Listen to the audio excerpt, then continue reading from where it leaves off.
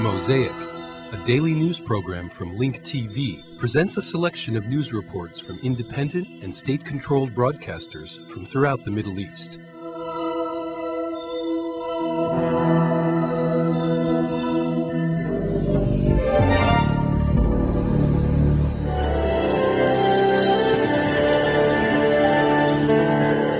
The U.S. Secretary of State, Colin Powell, arrived in Cairo today to meet with Egyptian President Hosni Mubarak to discuss the dangerous situation in the Palestinian territories. Israel ignores the resolution by the UN General Assembly demanding a halt to the construction of the separation wall, announcing that it will continue building. A Palestinian was killed by Israeli gunfire in the city of Hebron after 2 Israeli soldiers were injured in an attack.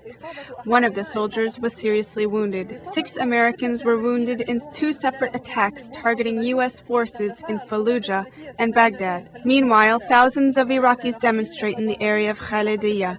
From Baghdad, Hamza Hussein. Thousands of Iraqis demonstrated in Khalidiyya, demanding the release of women who were arrested by the Americans. Also, there were 2 landmine explosions in Fallujah, and in the center of Baghdad, 2 Americans were targeted. An explosive device detonated at a primary school in Baghdad's Cairo neighborhood. A U.S. general in Iraq announces that one of its priorities during the blessed month of Ramadan is to reduce its security measures and lift curfews in some regions. Powell says that the Sudanese government and the South agreed to sign a peace plan before the end of the year, calling an end to the civil war. A Sudanese government official said that it was impossible to impose a deadline to reach a peace deal. Tehran says that it will send information to the International Atomic Energy Agency today about its previous nuclear activities. Khatami announces that his country possesses nuclear technology, but not nuclear weapons. This is the end of the news in brief.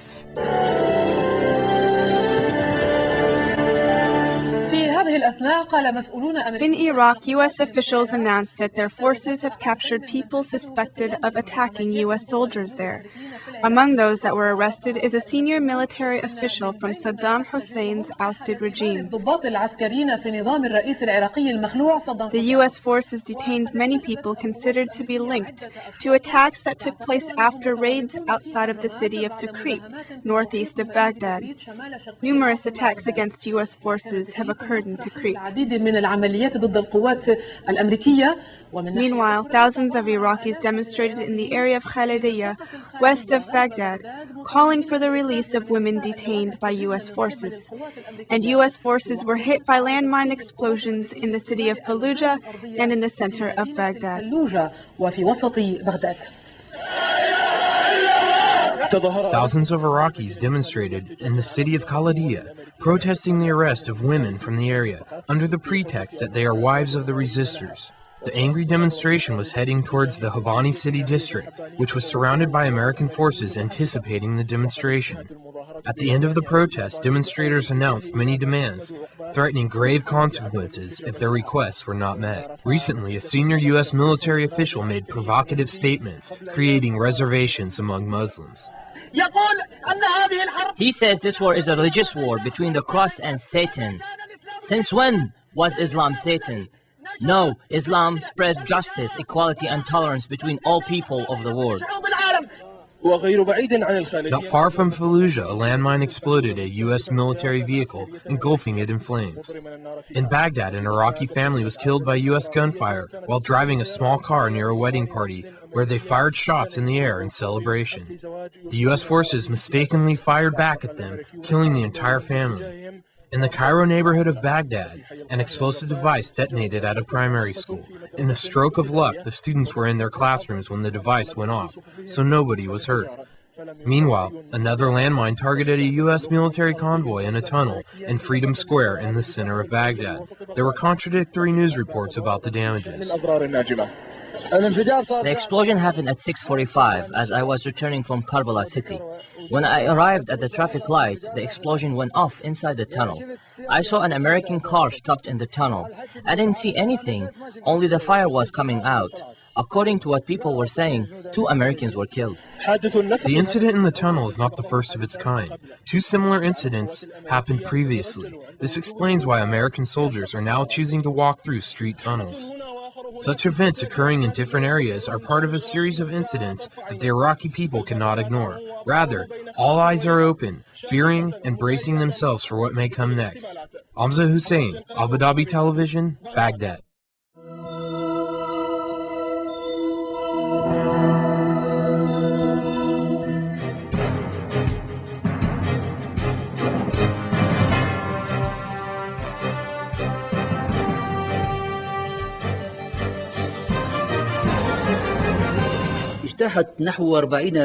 About 40 Israeli tanks invaded Ramallah and Al-Bira cities as Israeli soldiers started firing randomly and imposed curfews on the 2 towns. Initial reports indicate that 1 Palestinian was martyred and 20 others were injured. The occupation forces surrounded the Adel Nasser Mosque in Ramallah for more than an hour and then ordered prayers to evacuate the premises.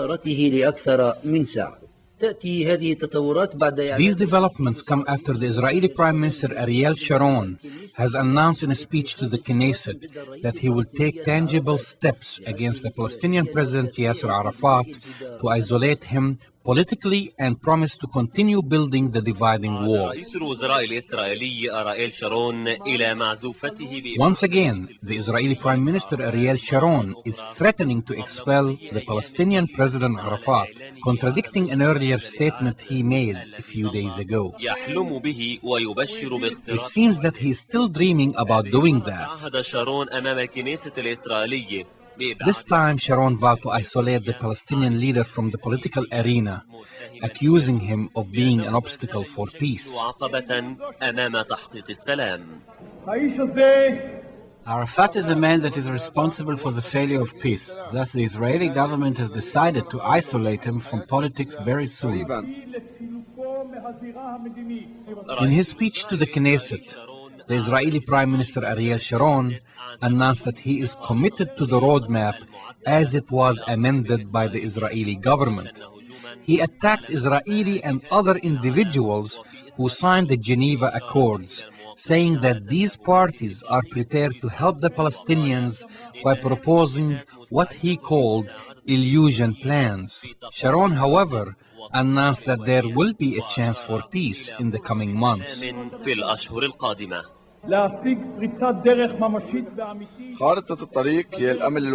roadmap is the only real plan for peace between us and the Palestinians. It is internationally accepted, but the Palestinians are the ones that rejected it by refusing to fight terrorism.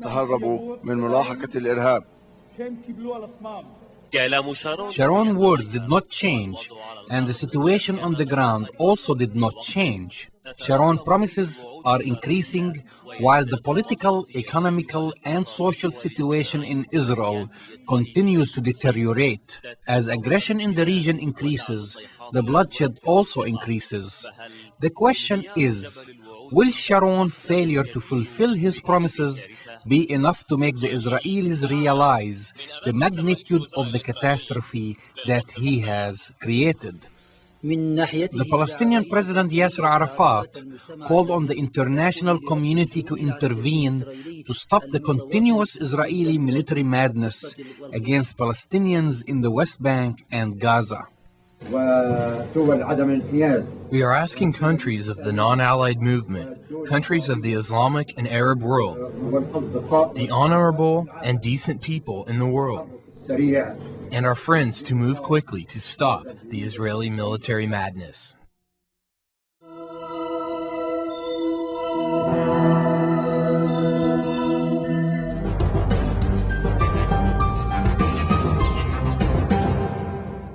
The permanent members of the Arab League held a meeting to discuss the continued Israeli aggression on Gaza and the West Bank and the continued construction of the apartheid wall. The international community demanded that Israel respect the Geneva Conventions concerning the rights of occupied civilians. Amr Moussa, the General Secretary of the Arab League, also received Jalal Talabani, a member in the Iraqi Governing Council.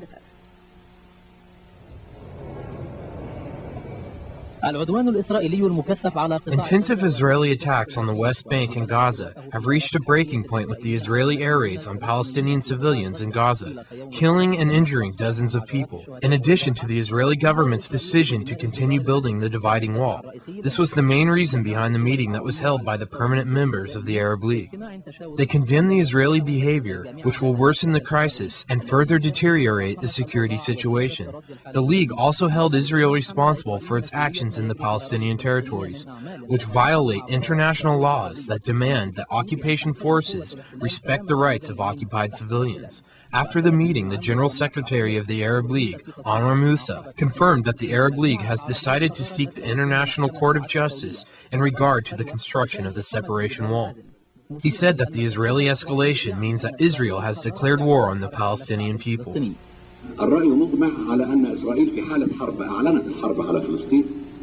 We all agree that Israel has declared war on the Palestinian people. We must look at the situation in this manner. It is inappropriate to talk about a peace initiative while Israel is killing dozens of people using airstrikes and missiles against civilians.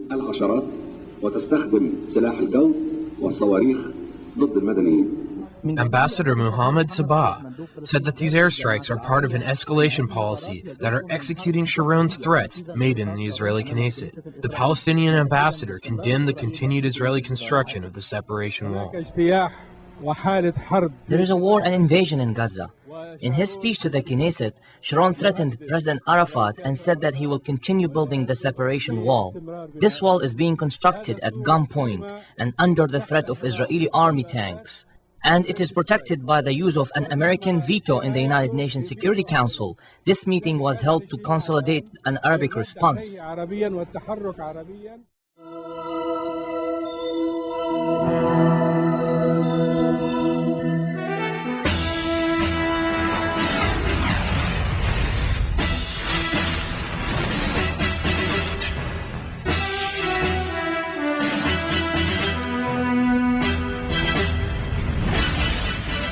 Said it will Wednesday hand over all documentation related to its part and present nuclear activities demanded by the UN's atomic energy watchdog.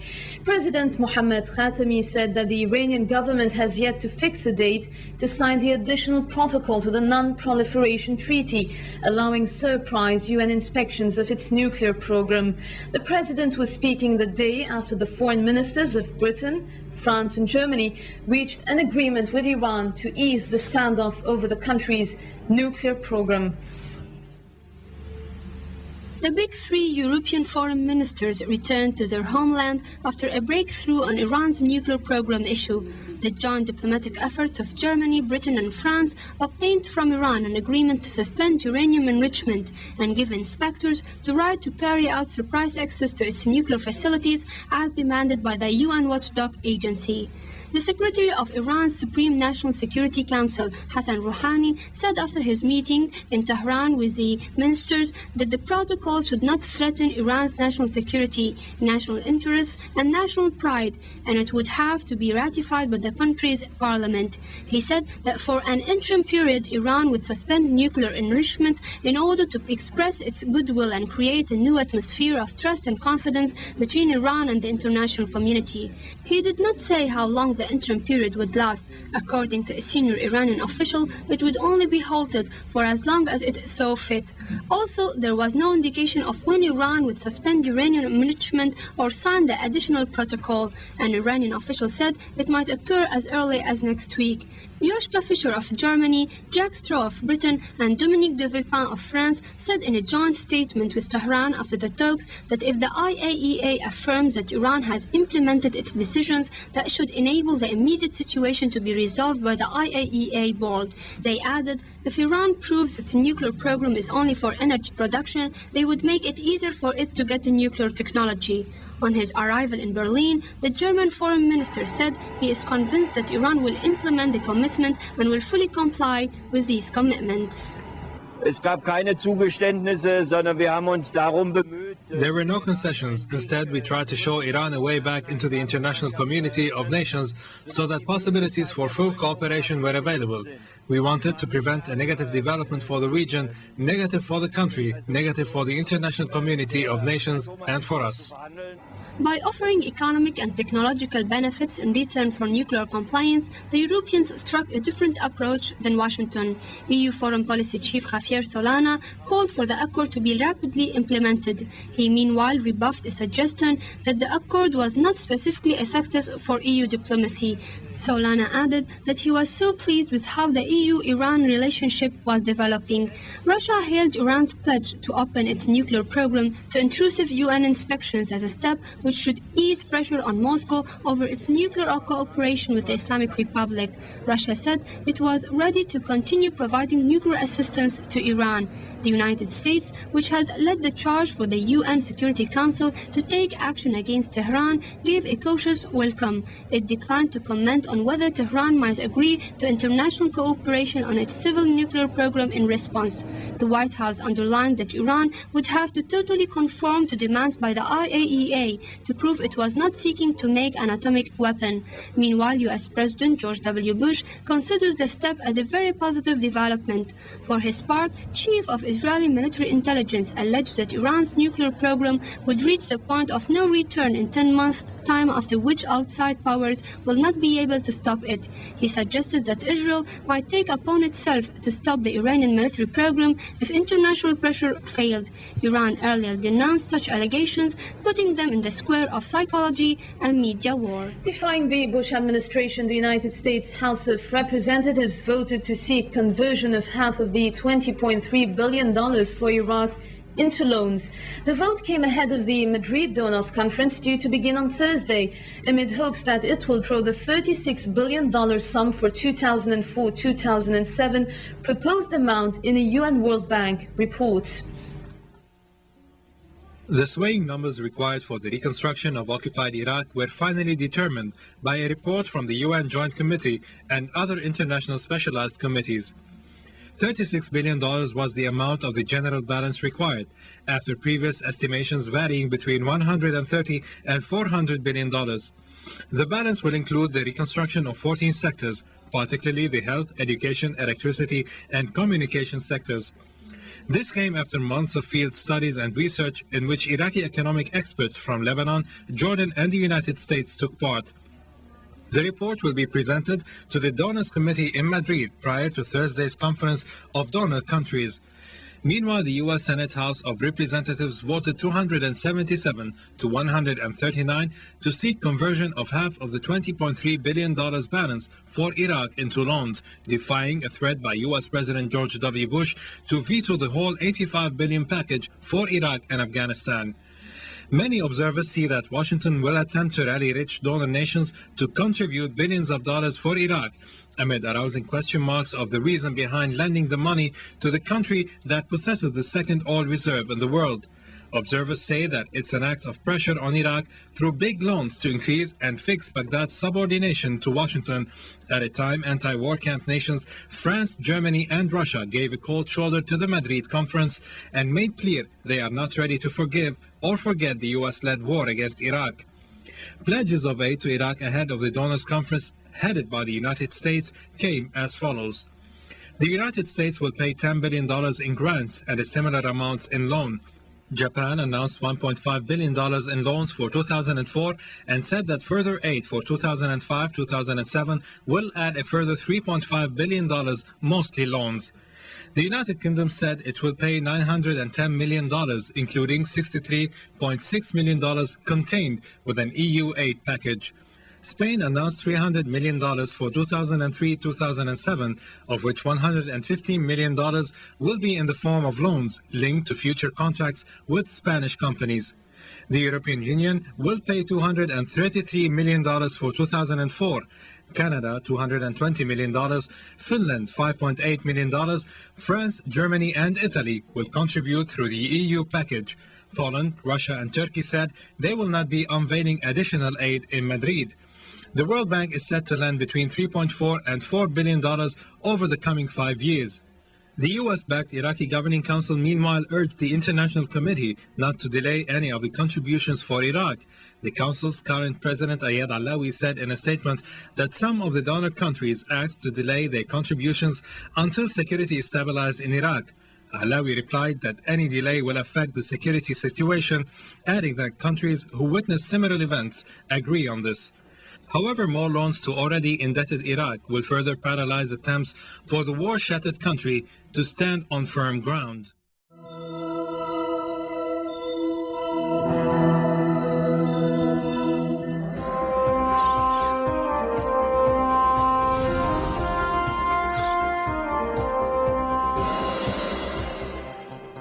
Prime Minister-designate Faisal Al-Fayez said the government would comply with His Majesty the King's instructions clarified in the Royal Letter of Designation. In an interview with Al Arabiya satellite channel, Al-Fayez said the King's letter identifies three main axes to the government's work. المفاصل الرئيسية في كتاب التكليف السامي. المفصل الأول هو التنمية السياسية والاقتصادية والاجتماعية. المفصل الثاني هو مبدأ التعامل بالشفافية مع كل فئات المجتمع المدني الأردني. والمفصل الثالث هو العمل بروح الفريق الواحد. وهناك موضوع آخر مهم جدا وهو موضوع التواصل مع الشعب الأردني. التواصل مهم جدا والعمل الميداني مهم جدا. العمل الميداني مهم جدا لرئيس الوزراء والوزراء. يجب على الوزراء أن يقوموا بعملهم المكتبي وبالإضافة إلى عملهم المكتبي العمل الميداني، وهذا إن شاء الله سنركز عليه تركيز جيد. On the Palestinian and the Iraqi issues, Al-Fayez said, موقف ثابت بالنسبة للقضية الفلسطينية وبالنسبة للقضية العراقية. بالنسبة للقضية الفلسطينية نحن نسعى دائما أن يحصل الشعب الفلسطيني على حقوقه كاملة وإنهاء الاحتلال، وهذا موقف ثابت بالنسبة لنا. بالنسبة للعراق هو أن يحصل الشعب العراقي على حريته وأن يكون له سيادة وأن تكون له حكومة منتخبة، وأن بإذن الله تعالى أن يتمكن العراقيون من وضع دستور جديد يؤدي بالنهاية إلى انتخابات تؤدي إلى استقلال العراق بإذن الله. Israel vowed to press on with construction of a vast barrier cutting into Palestinian territory in the West Bank, despite a UN resolution demanding it be torn down. Late yesterday, the UN General Assembly overwhelmingly passed a resolution calling the sprawling network of fences and walls a contradiction to international law and ordering Israel to stop and reverse its construction on Palestinian lands. Israeli Deputy Prime Minister Ehud Olmert said the Israeli government would defy what he called the dictates of an automatic, hostile, inconsiderate and misguided UN majority that always acts against Israel. Palestinian Chief Negotiator Saeb Erekat said the Israeli statement reflects the Jewish state's determination to continue violating international law. More in this Reuters report. Palestinians call it the new Berlin Wall, a 225-kilometer long, 3-meter high fence Israel is constructing around the Jewish state. The first phase was completed in July. The second is due to be finished by Christmas. Israel says it's a security fence to keep out Palestinian militants. The United Nations says it contravenes international law. The General Assembly has overwhelmingly approved a resolution demanding Israel halt construction of the fence. The vote was 144 in favor with 4 against, including the United States.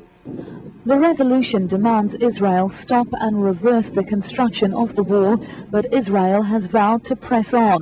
A spokesman for an Israeli human rights group says the state has a legitimate right to defend itself, but it shouldn't do so by breaking international law. If a security or a separation barrier is the best way security-wise, it might be built, but not by making permanent changes on occupied territories and influencing very severely the lives of hundreds of thousands of Palestinians.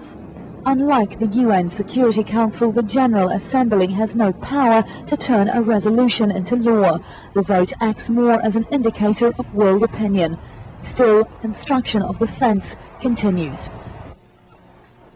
A roadside bomb wrecked a U.S. military vehicle in the flashpoint town of Fallujah west of Baghdad, but the military could not immediately say if there had been American casualties.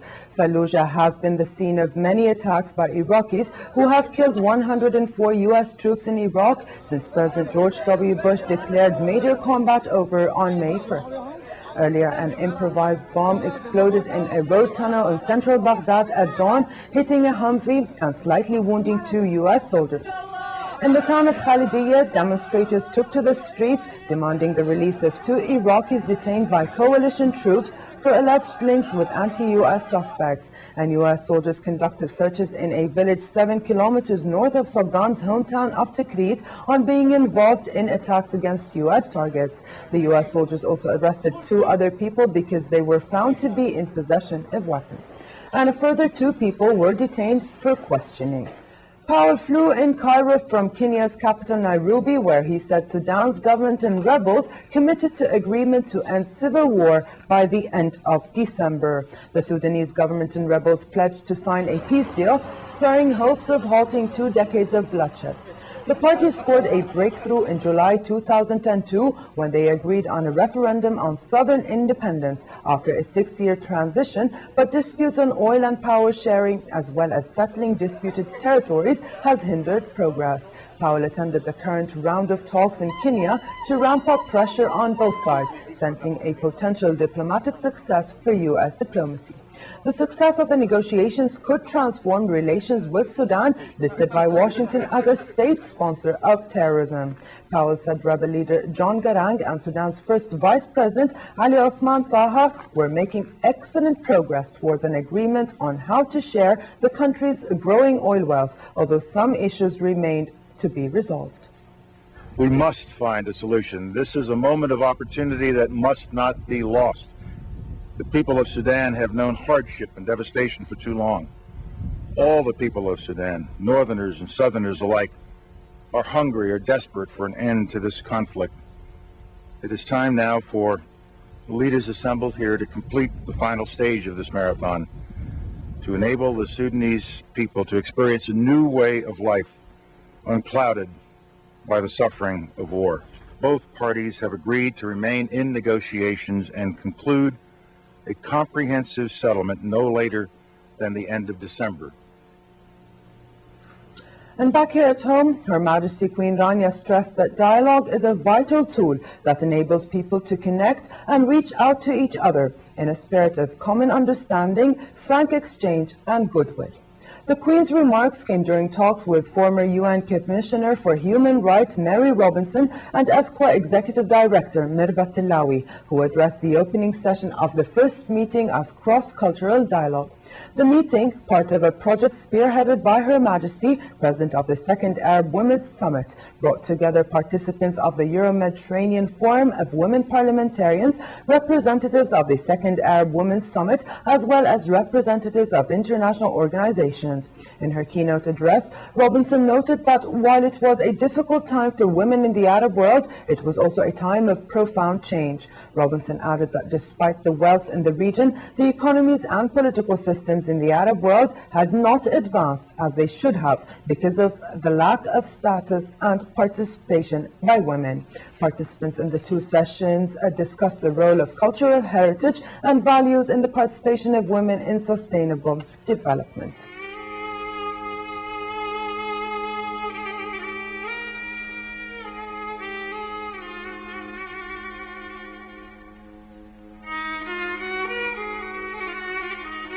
Mosaic is made possible by a grant from the John S. and James L. Knight Foundation, which promotes journalism excellence worldwide and invests in the vitality of 26 U.S. communities, and the William and Flora Hewlett Foundation. Additional support is provided by the Firedoll Foundation and Henry and Virgilia Dakin.